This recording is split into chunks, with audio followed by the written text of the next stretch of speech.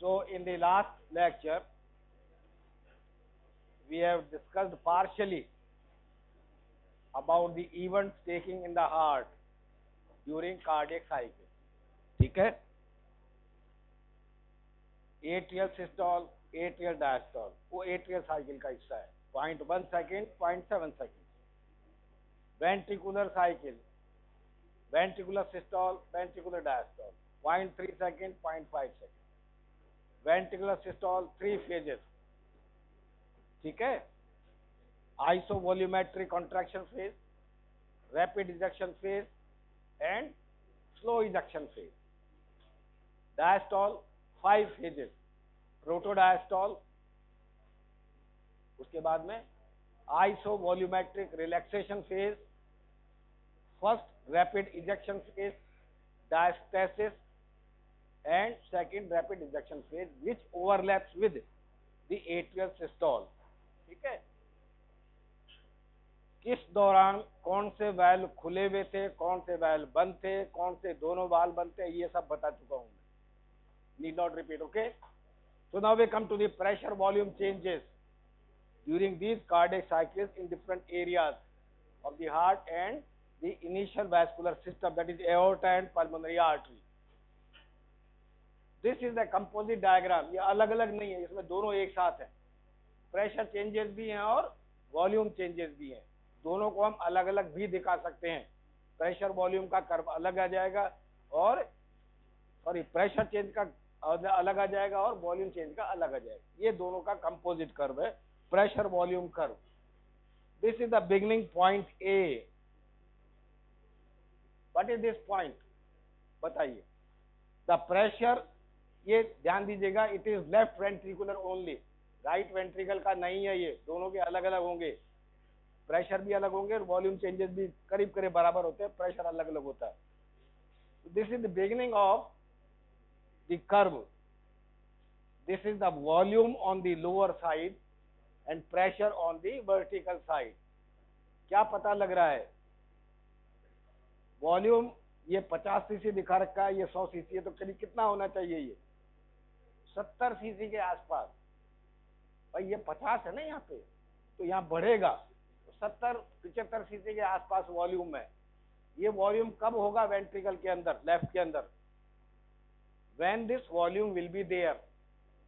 ये सोचने की बात है, तो ये कर आसानी से समझ में आ जाएगा. End of the systole, ventricle का सिस्टोल खत्म हो गया. ठीक है? तो जो वॉल्यूम बचा वो क्या बचा? एंड सिस्टोलिक वॉल्यूम, बचा हुआ volume. Okay, so that is the volume left in the ventricle after the systole. और प्रेशर कितना आ रहा है? 0, 40. ये करीब 5-8 मिलीमीटर का प्रेशर है लेफ्ट वेंट्रिकल के अंदर. So pressure is low, volume is low at the beginning of the, eight the end of the ventricular systole. इसका मतलब ये जो कर्व आ रहा है, ये कर्व, ये क्या दिखा रहा है curve? What is this? This has to be what? The pressure is falling from nearly average 100 millimeters of mercury to 8 millimeters of mercury. Volume remaining constant, pressure is falling. What is this phase? Isovolumetric relaxation phase है ये. ठीक है? तभी तो ये pressure गिर रहा है लगातार, वॉल्यूम में कोई बदलाव नहीं है. आइसोवॉल्यूमेट्रिक रिलैक्सेशन फेज. तो उसके बाद में क्या आएगा? What is after isometric relaxation phase? At the isometric relaxation phase, AV valves are closed. AV valve closed पड़े हैं अभी. ठीक है? और सेमिलुनर वाल्व भी बंद है, तभी तो isometric relaxation हो रहा है. So at this point A, both valves, atrioventricular valve and aortic and pulmonary valves are closed. The pressure has fallen tremendously, and at this point this is the start of the diastole. Okay, तो यहां से diastole start हो गया. ठीक है? कहां से start हुआ डायस्टोल? पॉइंट एफ से डायस्टोल स्टार्ट हो गया. आइसोमेट्रिक रिलैक्सेशन से शुरू हो गया. यहाँ पे प्रोटोडायस्टोल यहाँ नहीं दिखा रखा, उसकी जरूरत भी नहीं, बहुत छोटा सा पीरियड होता है, इनसिग्निफिकेंट हो. Then at this point A, AV valve opens up. AV valve खुलेगा अब. And as the AV valve opens, there is a rush of blood from the atria into the ventricles. Okay, ventricles have relaxed. There is a huge blood coming from the atria into the ventricles. So the change in the volume is taking place. But what is surprising, that because the ventricles were relaxing, volume of blood is coming into the ventricles, but there is not much rise in the pressure. बल्कि pressure घट रहा है थोड़ा सा. It means ventricles are still relaxing. Ventricles are still relaxing and they are receiving the blood without increasing in the pressure of the ventricles, but there is a rise in the ventricular volume. Volume बढ़ रहा है, pressure नहीं बढ़ रहा. ठीक है. यहाँ आते आते ये देखिएगा, ये सारा धीरे धीरे ब्लड आता जा रहा है, कुछ नहीं हो रहा. स्लो फिलिंग फेज चल रहा है वेंट्रिकल्स का. This is slow filling phase and at the end there is a further rise in the volume. ये 120 से 150 पहुंच गया, but there is a slight rise in the pressure at the end. There is a slight rise in the intraventricular pressure at the end of this period. What is this signifies? Atrial systole, rapid filling phase second one. ये atrial systole आ गया यहाँ पे, उसमें और blood आया तो volume बढ़ गया, मगर थोड़ा सा प्रेशर भी बढ़ा, तो अब एक्स्ट्रा वॉल्यूम आ रहा है. सो this is the phase of cardiac cycle in the ventricle pressure changes. Eight this point atrial systole खत्म हो गया. इसका मतलब a new impulse has already arisen from the sinoatrial node and has resulted into the atrial systole. तो अब ventricles में आपका contraction शुरू होगा. So this is the beginning of the ventricular systole. Point C denotes the beginning of the ventricular systole and closure of the atrioventricular valve. So this is the site at which the systole has started. Okay. कौन सा valve बंद हुआ? एवी valve बंद हो गया. दोनों valve अब बंद पड़े हैं. एट्रियोवेंट्रिकुलर वाल्व बंद हो गया और सेमिनरी और पल्मोनरी वाल्व भी बंद हो चुके हैं. So now the ventricular systole has started and both valve systems are closed. So ventricles are now contracting in a isovolumetric phase. So there is an isovolumetric contraction of the ventricles. So what results? There is no change in the volume. ये volume इतना का उतना ही है नीचे. There is severe tremendous rise in the pressure. Acute rise in the ventricular pressure is there. So ventricular pressure rises because of the isovolumetric contraction. Low blood is coming in, low blood is going out. Okay. There is steep rise in the intraventricular pressure, which reaches to the level of around 80 millimeters of mercury on the left hand side. Left ventricle की बात कर रहे हैं. This nearly equals to the pressure in the aorta at that particular phase. इस point पे aorta में उतना ही pressure है करीब करीब जितना वेंट्रिकल में पहुंच चुका, बल्कि यूं कहें वेंट्रिकल का प्रेशर थोड़ा सा ज्यादा है एवोर्टा से. So at this point aortic valve opens up. Ventricle का प्रेशर जब एक्सीड करता है एवोर्टा से तो एवोर्टिक वाल्व खुल जाएंगे. खुलते ही इजेक्शन शुरू होगा. So this is the place where the aortic valve opens and the blood start getting ejected. This is rapid ejection phase. Rapidly volume देखिए कम होता चला जा रहा है. Rapid ejection phase of the ventricle. दूसरा फेज है वेंट्रिकुलर साइकिल का, सिस्टोल का. Now the ventricle is under contraction continuously. Blood is flowing. शुरू में बहुत तेज निकला था, बाद में वो धीरे होता चला गया. क्यों? क्योंकि वेंट्रिकल में ब्लड ही उतना नहीं बचा जितना फोर्स किया जा सके. So there is a decrease in the flow velocity and the volume and there is a slow ejection phase of the ventricle. तो वेंट्रिकल का ये रैपिड इजेक्शन फेज और ये स्लो इजेक्शन फेज है. Pressure of course start continuously rising. Pressure aorta में ventricle में बढ़ता चला जा रहा है. ठीक है, ब्लड आ रहा है उसके अंदर and ultimately there is a reaching of the point F. So pressure now in the ventricle has reached nearly up to 120 millimeter the mercury. Ventricle में प्रेशर कितना पहुंच गया? करीब 120 मिलीमीटर. नॉर्मल की बात कर रहे हैं, 120 मिलीमीटर पहुंच गया. Eight this point the ventricle systole ends and then the ventricular diastole start again. The closure of the valves will be there and isometric relaxation will be there. So these are the pressure and volume changes in the left ventricle during the cardiac cycle. This is the diagram of changes pressure and volume into the right side of the heart. ये right ventricular pressure है. देखिए pressure बहुत कम है relatively. ये यहाँ पे 0 है और यहाँ पे 50 दिखा है, इसका मतलब बहुत ज्यादा ऊपर नहीं गया pressure. Pressures are low on the right hand side. ये क्या दिखा रहा है? दिस इज राइट, ये जो ऑरेंज में दिख रहा है ये राइट वेंट्रिकल का प्रेशर है, और जो ग्रीन में दिख रहा है वो पल्मोनरी आर्टरी का प्रेशर है। Okay, so this is the pressure in the right ventricle. ये देखिए पहला स्लोप आ रही है, कर्व आ रहा है, दिस इज डिनोटिंग व्हाट? ये पीक आ रही है, इसके छोटा सा कर्व आ गया, ये वेव आ गई जिसको कह सकते हैं। राइट वेंट्रिकुलर प्रेशर कर्व में एक वेव आई है पहले, ये लेफ्ट में नहीं दिखी थी हमें, राइट में दिख रही है। ऐसा क्यों? This is atrial systole.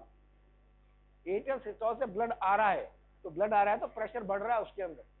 There is a rise in the pressure of the right ventricle because of the input from the right atrium during atrial systole.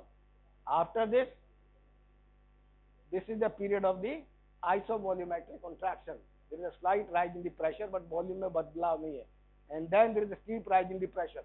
So this is the ventricular systole, and the pressure, maximum pressure in the right ventricle goes up to 25 millimeters of the mercury. Minimum pressure में भी up to 2 to 3 millimetre और maximum 5 millimetre, मतलब ज्यादातर 2 से 3 millimetre ही रहता है right ventricle के अंदर, जबकि लेफ्ट में ज्यादा होता है, 5 से 8 हो सकता है। And highest pressure is 25 millimeters in mercury on the in the right ventricle, and then it falls as the ejection goes on, and the ejection is over, and then this is isometric relaxation phase, and the process goes on. The green one is the pressure changes in the pulmonary artery.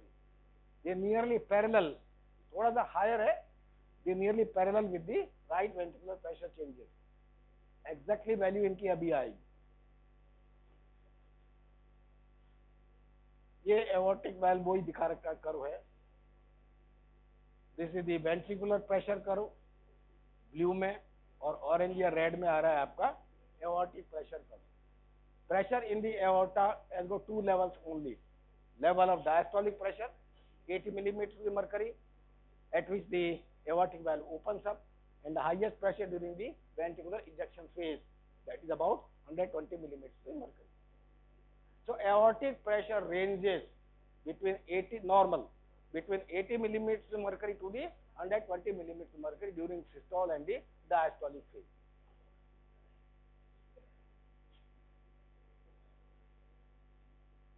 वही diagram. So these are the values you should remember, क्योंकि ये MCQ में आ जाता है कई बार। Right atrium में pressures हैं, end of the diastole, मतलब राइट एट्रियम खाली हो चुके, ठीक है, 0 to 2 millimeters of the mercury right side में। During systole the pressure rises to 4 to 6 millimeters of the mercury। ये एट्रियल चेंजेस राइट एट्रियम के अंदर pressure. Now always remember, when we refer the pressure into the heart, there has to be some reference point to which we refer। तो यहाँ को जैसे सी level नापते हैं अपन atmosphere pressure के लिए, सी लेवल पे होता है 0 मिलीमीटर या 760 मिलीमीटर मानते हैं, और उसके रेफरेंस में हम आगे डिनोट करते हैं। इसी तरह हार्ट के अंदर भी एक रेफरेंस पॉइंट है जिसको रेफर करके हम प्रेशर सर्कुलेटरी सिस्टम में रेफर करते हैं। That reference point is the level of the tricuspid valve in the right atrium. Right atrium में जो ट्राइकस्पिड वाल्व है, that is the reference point for the all pressure in the circulatory system including the heart. Okay, that is the zero pressure level, वहां पे zero pressure होना चाहिए normally, that is reference point। उस reference में हम pressure दिखा रहे हैं। ये राइट एट्रियम में क्या होगा, 0 से 2 मिलीमीटर हो सकता है नॉर्मली, और सिस्टोल के दौरान 4 से 6 millimetre. when ATR contracts, so pressure is going to rise, but that rise is not much also, only 4 to 6 millimeter rise is there। in the left atrium, ये लेफ्ट साइड में आगे pressure थोड़े बढ़ जाएंगे left side में। तो end of the diastole 3 to 4 millimetre the mercury, left atrium में pressure थोड़े ज्यादा है relatively, and during systole 7 to 8 millimetre the mercury, मगर उसके बावजूद भी बहुत ज्यादा राइज नहीं है, कमी है ये। Right ventricle and diastolic pressure 6 to 7 millimetre the mercury. Okay, diastole के एंड में खत्म हो गया। Peak systolic pressure right side की बात कर रहे हैं, 25 मिलीमीटर की मर्करी, जैसे मैंने बताया राइट साइड में। लेफ्ट साइड में एंड डायस्टोलिक प्रेशर ज्यादा है, 7 to 8 मिलीमीटर मर्करी है, and peak systolic pressure is 120 millimetre mercury. So these are the pressure changes or reference pressure in the different chambers of the heart during cardiac cycle. Now there is something like jugular venous pulse tracing.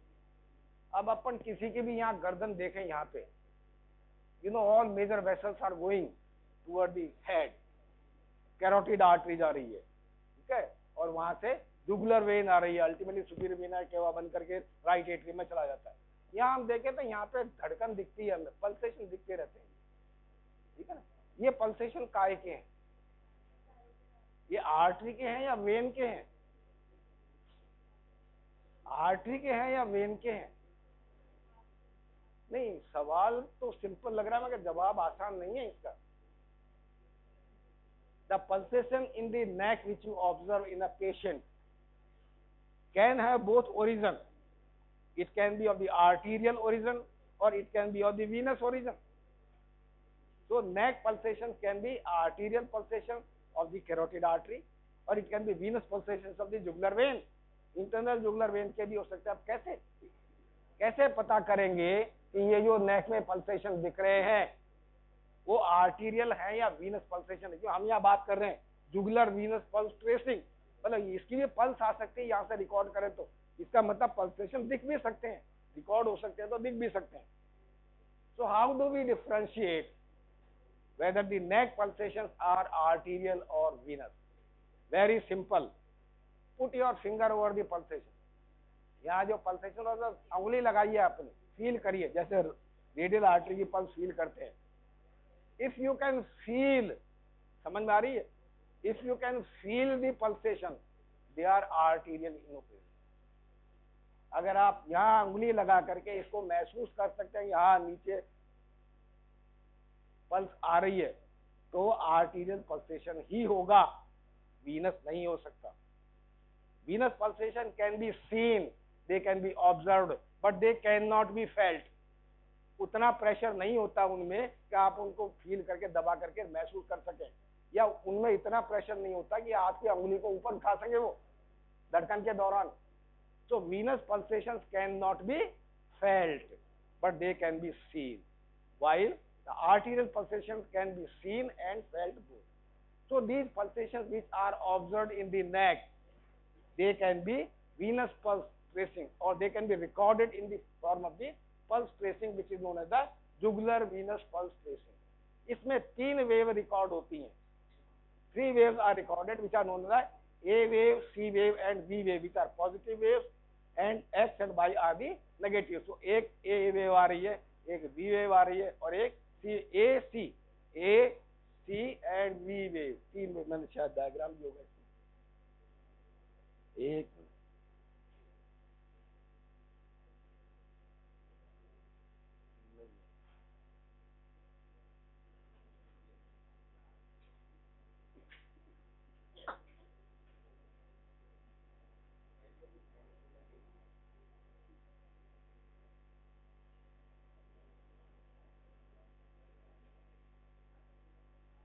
मेरे ख्याल इसमें समझ में आ जाएगा कि pressure and volume changes, rather pressure changes in the jugular vein parallels with the activity in the right atrium. Jugular vein through the superior vena cava enters into the right atrium and no valve system is there. valve system नहीं है तो अगर atrium में कोई भी बदलाव आ रहा है प्रेशर के अंदर तो रिफ्लेक्ट करेगा आपको वीनस प्रेशर के रूप में। क्या हो रहा है?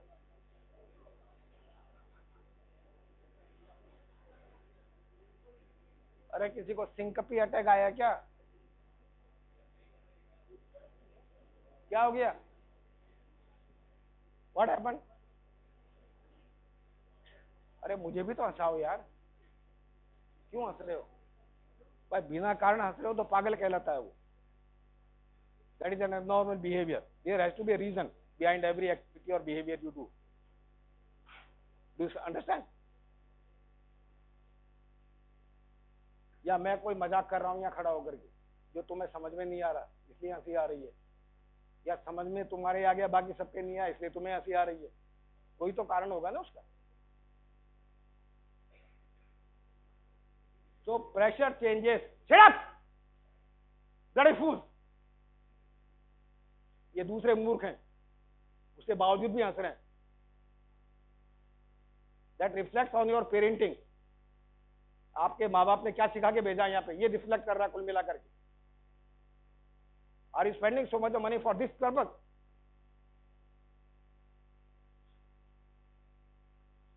So pressure changes in the jugular vein are reflected because of the pressure changes in the right atrium, because it is communicating without the valvular system.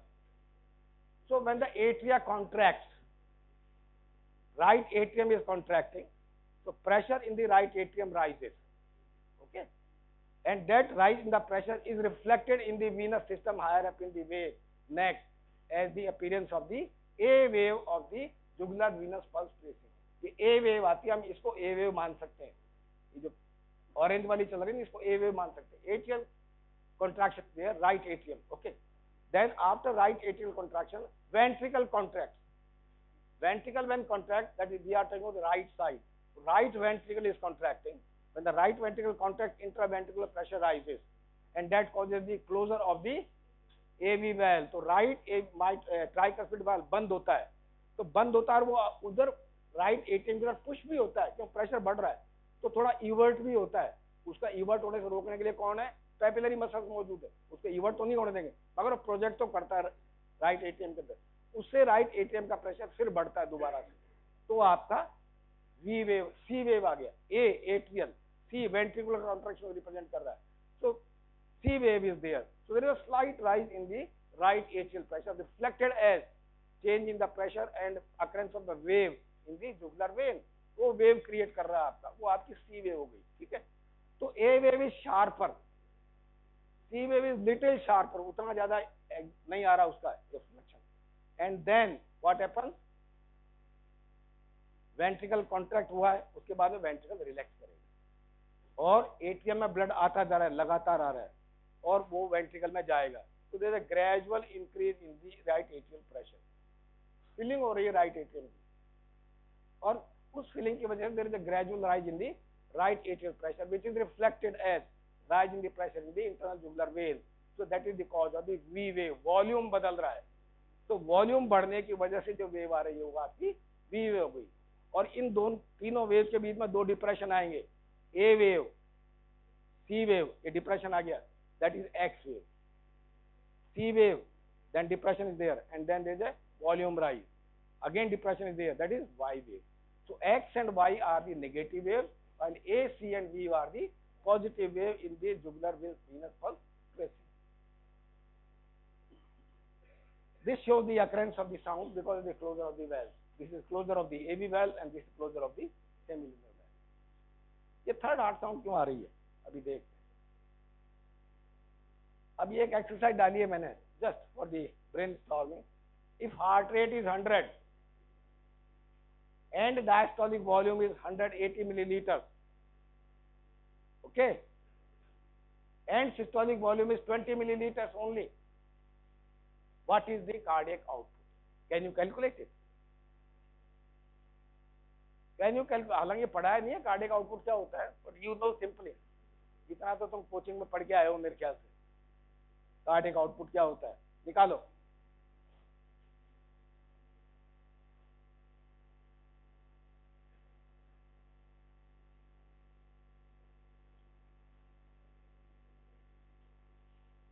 शुरुआत में 180 मिलीलीटर ब्लड था, सिर्फ 20 रह गया, बाद में सिर्फ 20 रह गया, तो एक बीट में कितना बाहर निकला, 160 मिलीलीटर बाहर निकल गया। तो एक बीट में 160 निकल गया, तो 100 बीट में कितना बाहर निकलेगा, 16 लीटर हो गया।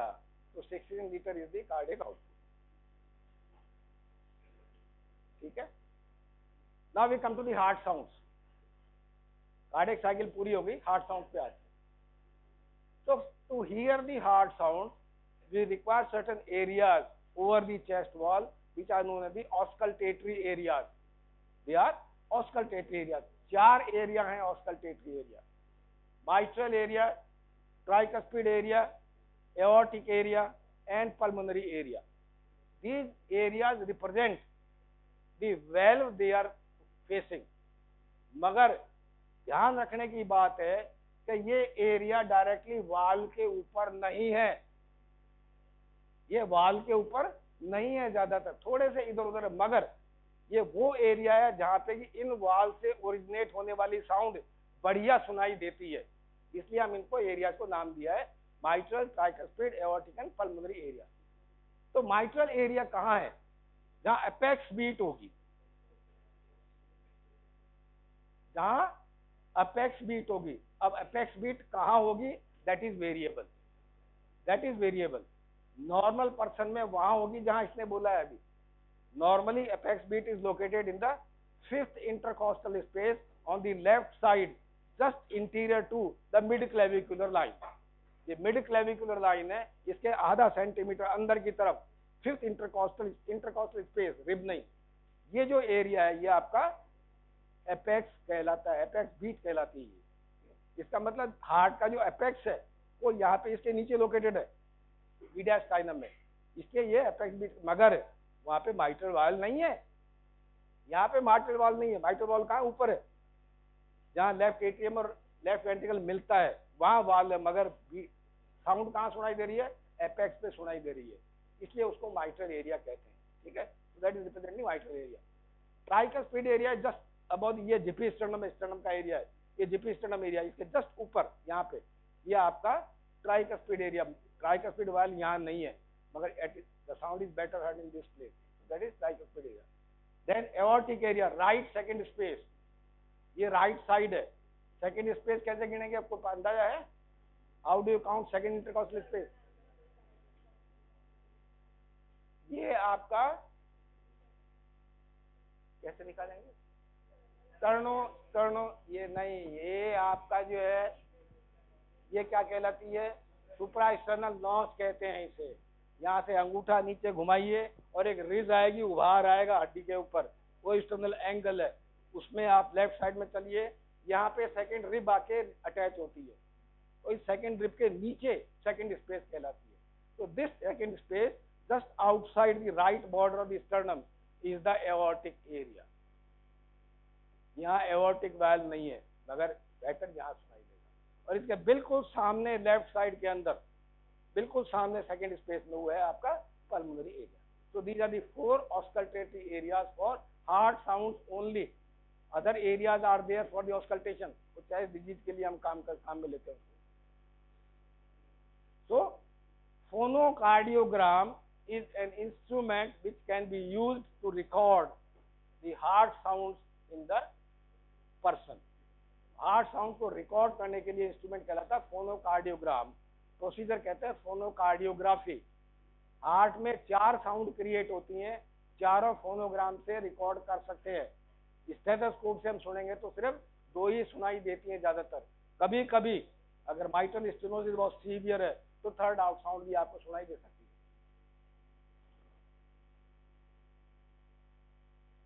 So there are normally 4 heart sound and nomenclature is first heart sound, second heart sound, third heart sound and fourth heart sound। लब डब इनका नॉमेनक्लेचर नहीं है, समझ में आ गई बात?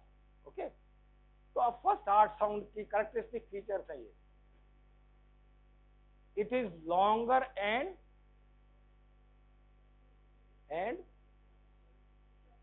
डल। Sound is long and dull, pronounced as or rather heard as the word pronounced loop। धीमा है और ज्यादा देर तक चल रहा है, लुप। दूसरी साउंड डुप, शॉर्ट एंड शार्प। ये इसको जानने का फीचर है, ठीक है। So first heart sound is longer 0.17 second, long and dull and is heard like the word pronounced loop, L-U-B-B। 4 अक्षर आ रहे हैं तो लंबा चलेगा, लुप, ठीक है। लो पिच साउंड है, फ्रीक्वेंसी कम है इसके रिलेटिवली, एंड इट कंसाइड्स। ध्यान दीजिएगा, मैंने ये नहीं लिखा it is because of closure, it coincides with the closure of the AV valve. AV valve का मतलब माइट्रल और ट्राइकस्पिड वाल्व जब बंद होते हैं उससे कंसाइड करती है। ये फर्स्ट हार्ट साउंड है आप। कारण क्या है इस हार्ट साउंड का? ध्यान दिए, जब वाल्व बंद होते हैं तो वो आपस में टकराते नहीं है, टकराने के से वाइब्रेशन क्रिएट नहीं होते। वाइब्रेशन के कारण अलग है। तो क्या कारण है? Vibration of the leaflets of the valve, वो वाइब्रेट करते हैं बंद होने के दौरान। उससे साउंड क्रिएट होती है।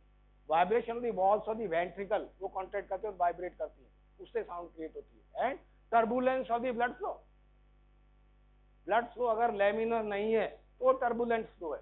टर्बुलेंट फ्लो का मतलब समझते हो, फिजिक्स में पढ़ा होगा।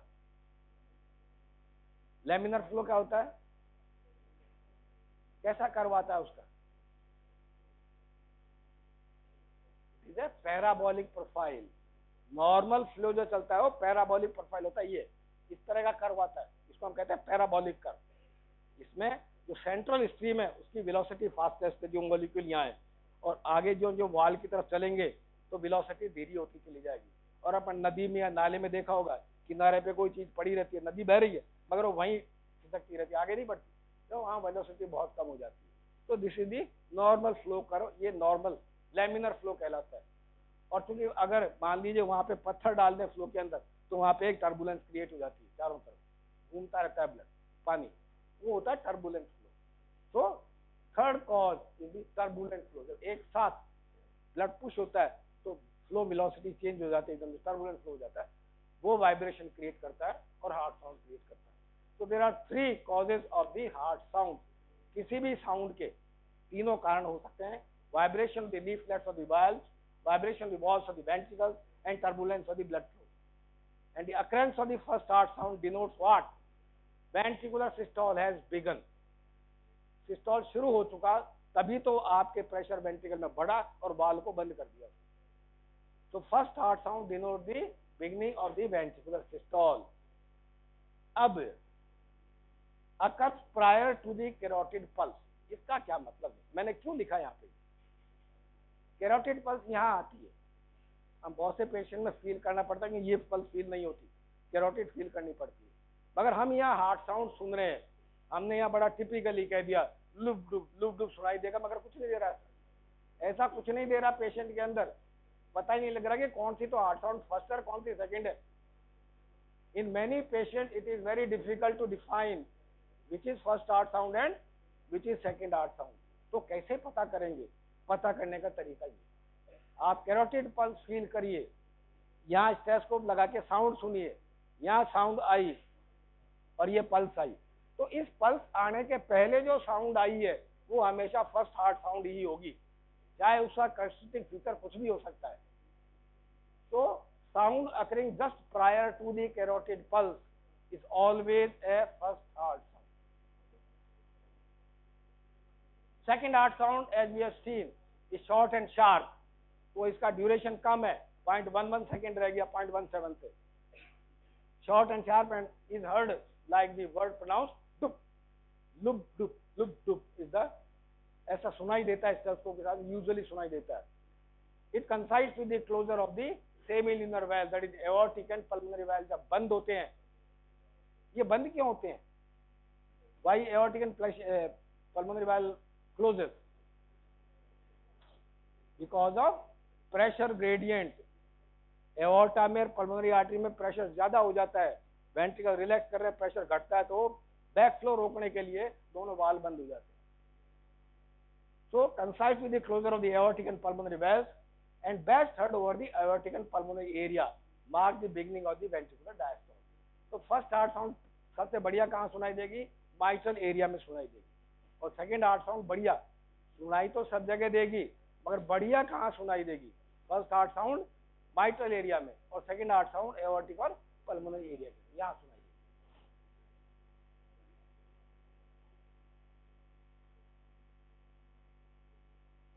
So between first and second heart sound it is ventricular systole, and between second and first heart sound it is ventricular diastole.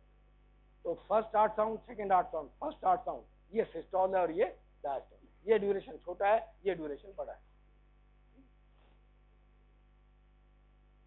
अब ये तीसरा फैक्टर आ रहा है, splitting of the sound on deep breathing.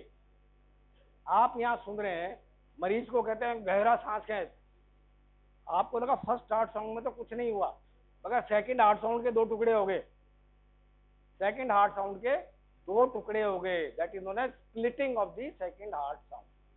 अब ये स्प्लिटिंग क्यों हुई? क्योंकि एओर्टिक साइड में और पल्मोनरी साइड में प्रेशर में डिफरेंस बहुत ज्यादा है। एओर्टा में 120 मिलीमीटर है, पल्मोनरी आर्टरी में 25 मिलीमीटर पहुंचा नॉर्मली। और जब आप गहरा सांस खेलते हैं तो पल्मोनरी वेसल और डायलेट होती हैं, तो पल्मोनरी वाल्व थोड़ा और लेट बंद होता है। नॉर्मली एओर्टिक और पल्मोनरी वाल्व साथ साथ बंद होने चाहिए, है कि नहीं, मगर ऐसा नहीं होता। एओर्टिक वाल्व यूजुअली पहले बंद होता है क्योंकि प्रेशर ज्यादा है उधर, पल्मोनरी आर्टरी का वाल्व थोड़ा बाद में बंद होता है। अगर आप गहरा सांस खींचते हैं तो ये जो डिफरेंस है और बढ़ जाता है, ये डिफरेंस बढ़ जाता है और पल्मोनरी वाल्व का क्लोजर डिलेड हो जाता है, तो सेकंड हार्ट साउंड के दो टुकड़े हो जाते हैं, आप सुनाई देते हैं। तो there can be split of the second heart sound during deep breathing also. Third heart sound which can be recorded normally cannot be heard occurs because of the rapid filling phase। पहला, diastole शुरू हो गया, आइसोवॉल्यूमेट्रिक contraction, आइसोवॉल्यूमेट्रिक relaxation चल रहा था और अब ventricle का प्रेशर जो है एट्रियल प्रेशर से कम हो गया, तो एवी वाल्व खुलते हैं और ब्लड रश करता है। तो जब कोई भी चीज रश करती है, फ्लूइड रश करता है, तो टर्बुलेंस क्रिएट होती है। तो there is a creation of the turbulence during the opening of the AV valve, okay, and that causes the appearance of the third heart sound which can be recorded only। और fourth heart sound coincides with the atrial systole। Last जो ventricular filling phase है, जो atrial systole से coincide करता है, उसमें फिर atria contract करता है, ब्लड फिर रश करता है वेंट्रिकल्स के अंदर और टर्बुलेंस क्रिएट करता है और आपके हार्ट साउंड क्रिएट करता है, जिसे कहते हैं फोर्थ हार्ट साउंड। अब आती है मरमर्स की बात, जैसे तुम क्लास में करते रहते हो ना, वैसे हार्ट में मरमर आ सकती है। Murmuring is never normal in the heart as it is never normal in the class also। ठीक है, तो murmurs क्या होती हैं?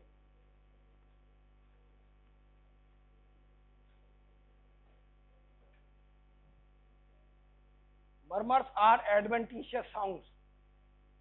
नॉर्मल साउंड के अलावा अगर ऑस्कल्टेशन, हार्ट के ऑस्कल्टेशन के दौरान आपको कोई साउंड सुनाई देती है तो वो एडवेंटिशियस साउंड कहलाती है, उनको मरमर्स भी कह सकते हैं। ठीक है, अब ये मरमर कब हो सकती है? हालांकि आजकल इस चीज पे, इस फिजियोलॉजी पे, इस मेडिसिन पे ज्यादा ध्यान देते ही नहीं है।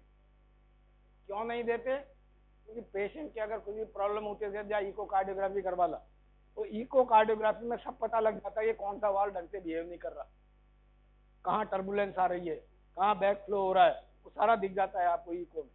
मगर ये क्लिनिकल नॉलेज है, ये पता होनी चाहिए।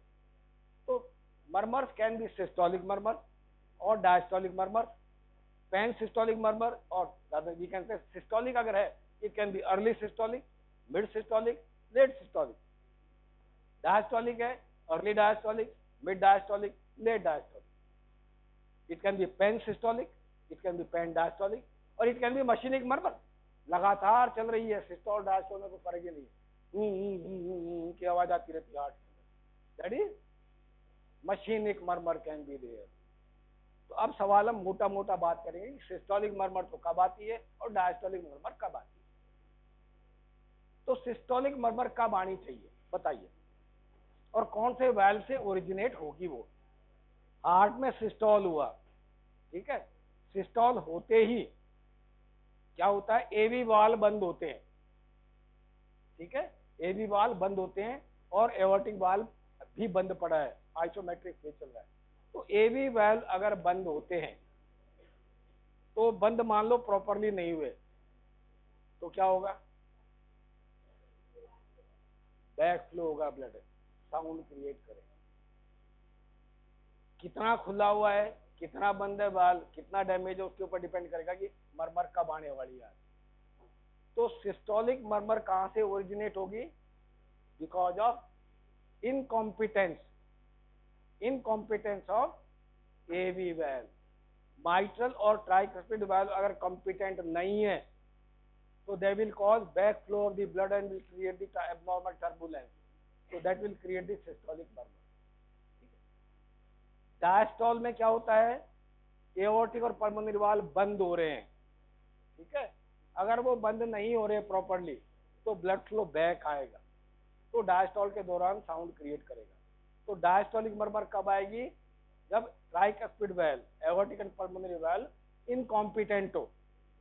तो incompetent AV valve will cause systolic murmur, incompetent tricuspid valve, sorry, pulmonary and aortic valve will cause the diastolic murmur. अब दूसरी चीज आती है, ये तो अर्ली की बात हो गई।